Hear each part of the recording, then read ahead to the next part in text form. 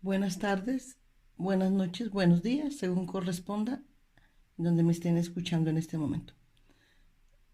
En este capítulo les voy a hablar de los muiscas, pueblo que habitaba el actual departamento de Boyacá, en Colombia, cuando los europeos llegaron. En este lugar se encontraban asentados un pueblo que los europeos llamaron muisca. La información que se encuentra de estos pueblos es un poco más extensa que la que pudimos encontrar cuando estábamos investigando sobre los pueblos herreros. Pero desafortunadamente esta información no es muy precisa, puesto que la mayor parte son crónicas de los europeos y estas crónicas están escritas con la perspectiva europea, con la forma como los europeos veían, entendían, sentían el mundo. Entonces es muy diferente porque los pueblos que habitaban, no solo aquí en el territorio boyacense, sino en general América, eran pueblos que tenían una visión completamente diferente del mundo de los europeos, eran muy diferentes. Por eso se nos dijo que éramos bárbaros, atrasados, no porque fuéramos eso, sino porque era diferente a la forma como los europeos percibían, sentían, actuaban en el mundo. Por poner un ejemplo, los europeos hablan que han encontrado pueblos y eso realmente no es así, porque ya pues afortunadamente la arqueología pues nos da como unas bases y contrastando lo que está escrito en las crónicas y lo que ha encontrado la arqueología, no eran pueblos sino eran asentamientos, o sea, pequeñas nucleaciones, bohíos que se ubicaban más o menos unos cerca de los otros. No se puede saber si había una jerarquización, que es lo que predomina en un pueblo, ¿no? Entonces es una jerarquización y alrededor del pueblo, de los líderes, se construye. Acá no se ha podido saber si realmente había una jerarquización política, familiar, social. Incluso últimamente se ha venido cuestionando cuál era el valor real del cacique, cuál era la importancia del cacique, que a propósito pues tampoco se llamaba cacique. Bueno, como les decía, los españoles encontraron sitios de habitación, pequeñas nucleaciones, que ellos llamaron pueblos, era lo que conocía. Si nosotros pensamos en lo que es un pueblo, es lo que los europeos nos enseñaron. O sea, los europeos llegaron y ellos sí construyeron pueblos de la misma forma que los se construía en la península ibérica en el siglo XV. O sea, una plaza principal alrededor de la cual se construían las casas. Uno, por un lado, la catedral, o sea, todo lo que era religioso, lo que pertenecía a la Iglesia Católica, porque no podemos olvidar que a América llegaron, o sea, aquí a estos territorios, a los territorios de Sudamérica, llegaron personas que representaban a los reyes católicos. Entonces era una religión católica. Entonces les decía, eran una plaza cuadrada. Entonces, por un lado estaba todo lo que es referente a la religión, la iglesia, la capilla, la casa donde iban a vivir los sacerdotes y todas las personas que le ayudaban. Por otro lado estaba lo que iba a ser el gobierno como tal, ¿no? El gobernador, el fundador y todos los representantes políticos. Y en las otras dos, por las otras dos partes, otras dos eh, cuadras, por decirlo de alguna forma, ese es la gente que tenía el poder económico. Entonces, así se distribuye, y hacia atrás, y se iba construyendo hacia afuera, hacia atrás.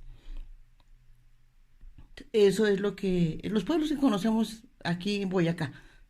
Uno va a cualquier pueblo de Boyacá y encuentra una plaza principal, que ahora se le dice Plaza de Bolívar, a la mayoría, donde está la catedral, está la gobernación, está la alcaldía y están, en ese momento es comercio, comercio importante.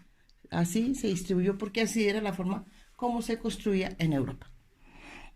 Tampoco se habla, ¿no?, de lo que quedó. de las huellas que dejaron los europeos en el continente americano, en nuestros territorios. Por ejemplo, en Potosí, actual Bolivia, se encontraba una mina de plata, una montaña de plata. Y no es metáfora, es literal. Había una montaña de plata y la explotaron en su totalidad, con todo lo que esto implica. Porque pues, ¿quién explotaba esas minas? Los mismos nativos, los mismos habitantes de estos pueblos. Y pues no se les trataba bien. Era pues trabajo forzado, esclavitud. Y estas personas murieron por exceso de trabajo. Entonces eso no, nos quedó, ¿no? Nos quedaron los muertos, los cadáveres, la herida en la tierra que dejó la explotación de esta mina. Esto me da pie también para hablar qué pasó con las personas. ¿Qué pasó con las personas del altiplano común de Villavicencio? Aquí no hay tantas minas, aquí en Boyacá, pues hay minas de carbón, pero pues en esa época el carbón no era interesante para ellos. Entonces llevaban a la gente de acá, a las personas de acá, las llevaban a las minas, donde sí había minas de oro, minas de oro sobre todo, y esmeraldas. Entonces los llevaban a esos lugares donde el clima era diferente, estaban aislados de sus familias, pues, igual, trabajo forzado. Entonces la mayoría murieron.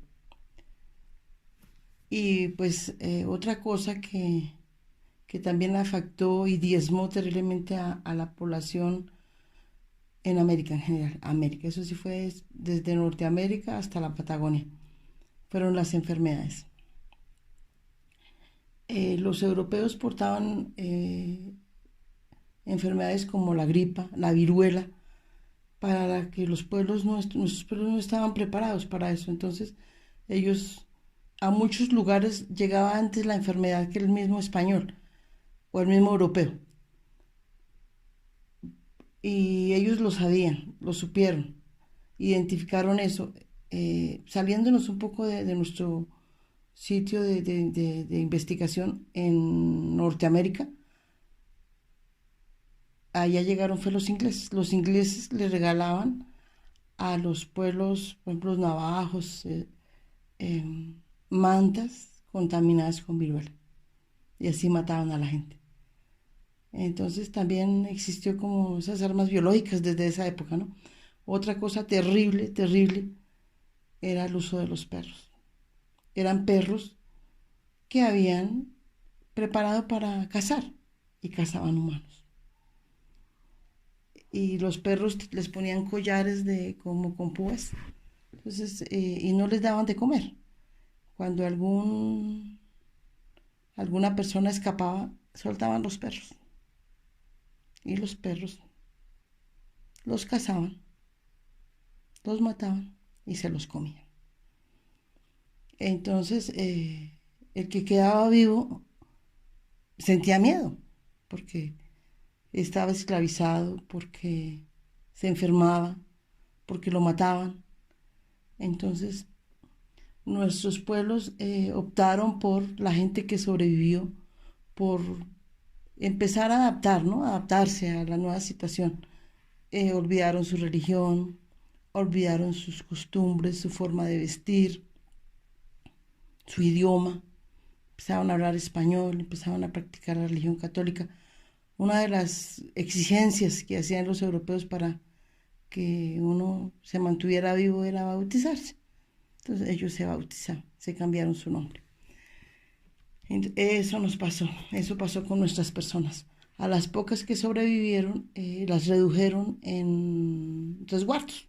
Eran lugares, ahí nacieron los pueblos. Entonces era un lugar donde se construía la capilla, obviamente la capilla, porque había que enseñarles, adoctrinarlos. Incluso la capilla se llama capilla doctrinera, donde se adoctrinaba a los nativos y ya se les hacía ver que que lo que ellos creían era del demonio, que la religión que valía era la católica, que el Dios de ellos, de los europeos, era el que los iba a salvar. Entonces ellos pues optaron por esa religión.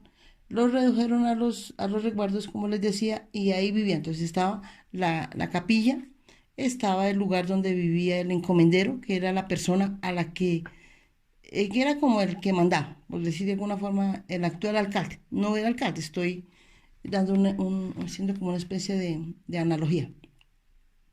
Y los indígenas trabajaban y le llevaban al encomendero pues la encomienda, que era un porcentaje bastante alto de lo que ellos producían. Resumiendo, los europeos llegaron, encontraron un mundo diferente al que había aquí en Europa y lo volvieron a imagen y semejanza del estilo europeo.